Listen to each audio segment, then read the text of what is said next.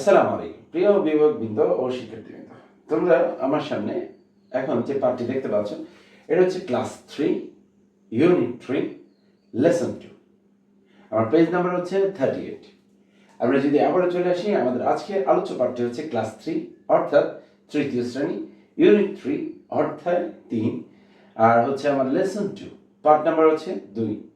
আমরা এখানে পাঠের যে শিরোনামটা রয়েছে সেটা হচ্ছে ফলোইং অ্যান্ড গিভিং ইনস্ট্রাকশন। আমি আবারও বলছি, আমাদের আজকের আলোচ্য পাঠটি হচ্ছে following and giving instruction. Following অর্থ কি অনুসরণ করা, অ্যান্ড গিভিং ইনস্ট্রাকশন এমনকি নির্দেশনা বলি প্রদান। আমার এখানে হচ্ছে অ্যাক্টিভিটি এতে follow your teachers demonstration of how to make a simple kite.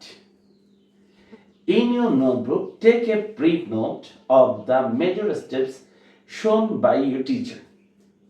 আমার অ্যাক্টিভিটি এইতে বলা হয়েছে follow your teachers demonstration. Follow তো অনুসরণ করো, ইউর টিচার ডেমনস্ট্রেশন তোমার শিক্ষকের যে নির্দেশনা রয়েছে তার প্রদর্শনটা অফ হাউ টু মেক কিভাবে তৈরি করতে হয় সিম্পল গাইড, একটি সাধারণ ঘড়ি।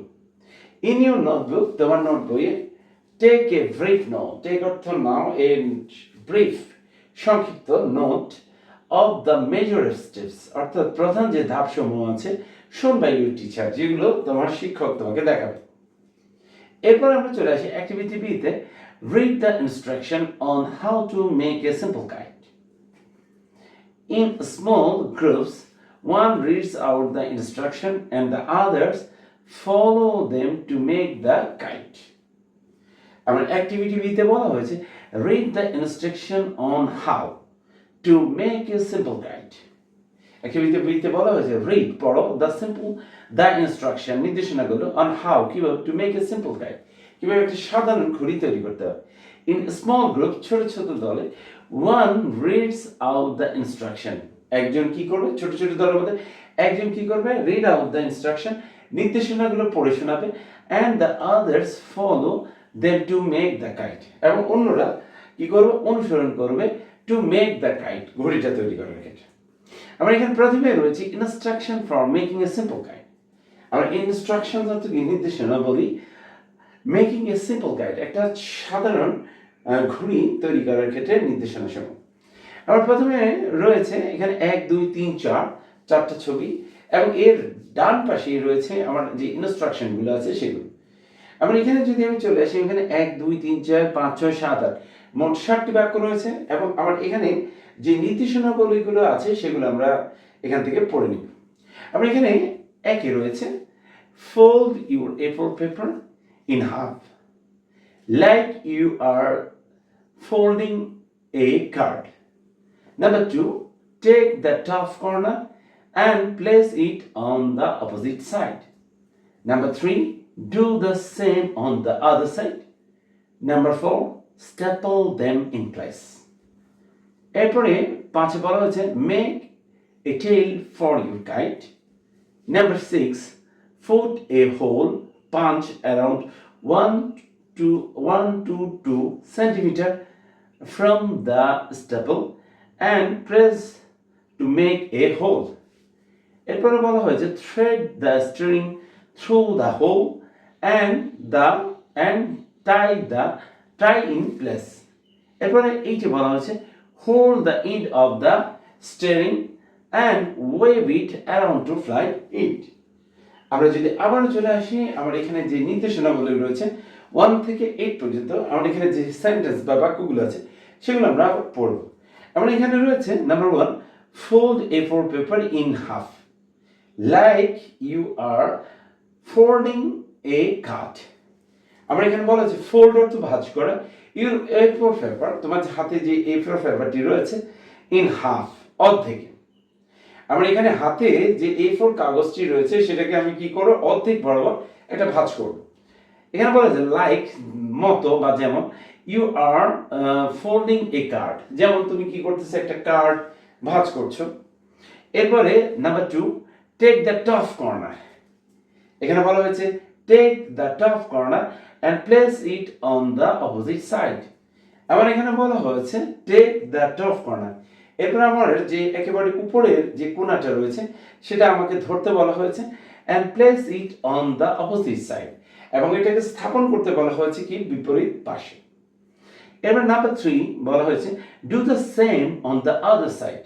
ডু অর্থ করো, দ্য সেম একই জিনিসটা, অন দ্য আদার সাইড অন্য যে জায়গায় রয়েছে, অন্য যে পাশে রয়েছে। এরপরে 4 রয়েছে স্টেপল দেম ইন প্লেস। এরপরে আমাকে বলা হয় স্টেপল দেম, দেম অর্থ এগুলো ইন প্লেস মানে যথাযথ জায়গায় আমাকে কি করতে হবে, এগুলো স্থাপন করতে হবে। এরপরে number 5 make a tail for your guide. এখানে বলা হয়েছে মেক এ টেল, মেক অর্থ তৈরি করা, এ টেল একটা লেজ, ঘড়ির ক্ষেত্রে আমরা একটা কি হয় লেজ হয়, ফর ইউর গাইড তোমার ঘড়ির জন্য। এরপরে number 6 put a hole punch around 1 to 2 মানে 1 থেকে 2 সেন্টিমিটার ফ্রম দ্য স্টেপল।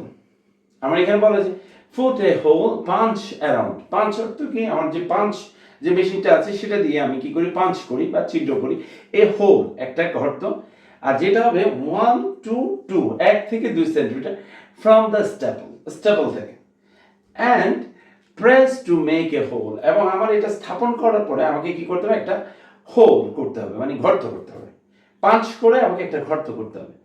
এরপর বলা হচ্ছে number 7 thread the string through the hole and tie in place. এরপরে বলা হয়েছে thread the string through the hole, আমার হোল অর্থ কি গর্ত দিয়ে, আর স্টিয়ারিং অর্থ কি সুতা, আমার কি করতে হবে গর্তের ভেতর দিয়ে আমাকে এই যে সুতা বা দড়িটি রয়েছে সেটা নিতে হবে, অ্যান্ড টাই ইন প্লেস এবং এটাকে কি করবে যথাযথ স্থানে আমাকে কি করে বাঁধতে হবে। এরপর রয়েছে 8 hold the end of the steering, আমার যে হোল্ড অর্থ ধরতে হবে, দ্য স্টিয়ারিং অর্থ দড়ি যে অংশটা রয়েছে হোল্ড সেটা কি করতে হবে ধরতে হবে, and wave it around to ply এবং কি করতে হবে বাতাসে ঢেউ তৈরি করতে হবে, অ্যারাউন্ড টু প্লাই এটা কি করার জন্য চারপাশে ওড়ানোর জন্য। আমরা যদি আবারও লক্ষ্য করি আমার এখানে বলা হয়েছে instruction for making A simple kite. আমি বাসায় বা ঘরে যদি একটা সিম্পল কাইট বা আমার বিদ্যালয়ে ডেমনস্ট্রেশন ক্লাসের মাধ্যমে যদি আমি একটা ঘড়ি তৈরি করতে চাই তাহলে আমাকে এই যে স্টেপগুলো আছে সেগুলো অনুসরণ করতে হবে। এখানে 1 2 3 4 5 6 7 8 মোট 8টি নির্দেশনা দেওয়া হয়েছে এবং এই নির্দেশনার আলোকে আমরা কি করব আমার ঘড়ি প্রস্তুত করব। আমরা এখানে প্রথমে রয়েছে number 1 fold your A4 paper in half like you are বলছে folding a card। আমার এক নম্বরে বলা হয়েছে এখানে বলা হয়েছে fold your A4 paper, A4 paper সম্পর্কে বলা হয়েছে। তাহলে আমি প্রথমে একটা A4 পেপার নিব, তারপরে এই A4 পেপারটিকে আমি কি করব মাঝ বরাবর অর্থাৎ কি অর্ধেক বরাবর মাঝ বরাবর আমি কি করব ভাঁজ করব, like you are folding a card যেমন আমরা একটা কার্ড যেভাবে ভাঁজ করি। এরপরে বলা হয়েছে 2তে Number 2, take the top corner and place it on the opposite side. Number 2 তে বলা হয়েছে take the top corner, এরপর আমরা একেবারে উপরে যে কর্নারটা রয়েছে সেটা আমি ধরবো and place it on the opposite side, আমি এবং এটা আমি কি করব আমার পরবর্তী যে পাশে আছে সেখানে কি করব স্থাপন করব। এরপর বলছে number 3 do the same on the other side, do the same এবং একই কাজটা আমরা করব on the other side অন্য যে পাশটা আছে সেখানে। এরপর 4 রয়েছে staple them in place, এরপরে আমার এই যে ভাঁজগুলো রয়েছে বা ডু দ্য সেম বলা হয়েছে যে কাজটি সেটা আমি staple them in place এগুলোকে আমি কি করছি যথাযথ জায়গায় স্থাপন করতে হবে। এরপর number 5 make a tail for your kite, make a tail একটা কি করতে হবে লেজ তৈরি করতে হবে, প্রতিটা ঘড়ির একটা লেজ বা পিছনের যে অংশটা রয়েছে এটাকে আমরা টেল বলতে পারি, make a tail একটা লেজ তৈরি করতে হবে for your kite আমার কি করার জন্য ঘড়ি তৈরি করা ঘড়ির জন্য। এরপরে number 6 put a hole punch around 1-2 centimeter from the staple and press to make hole।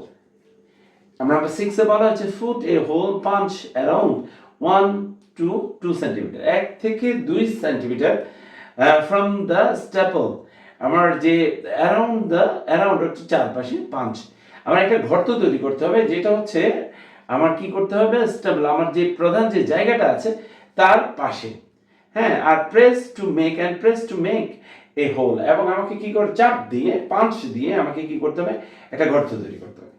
এরপর আসি আমরা number 7 thread the string through the hole, string অর্থ সুতা আর হচ্ছে থ্রু দ্য হোল, থ্রু অর্থ মধ্য দিয়ে দ্য হোল আমার যে গর্তটা আমি তৈরি করবো তার মধ্য দিয়ে আমি কি করবো দড়িটা নিব এবং অ্যান্ড টাই ইন প্লেস, এবং এটাকে বাঁধবো ইন প্লেস অর্থ যথাযথ জায়গায়।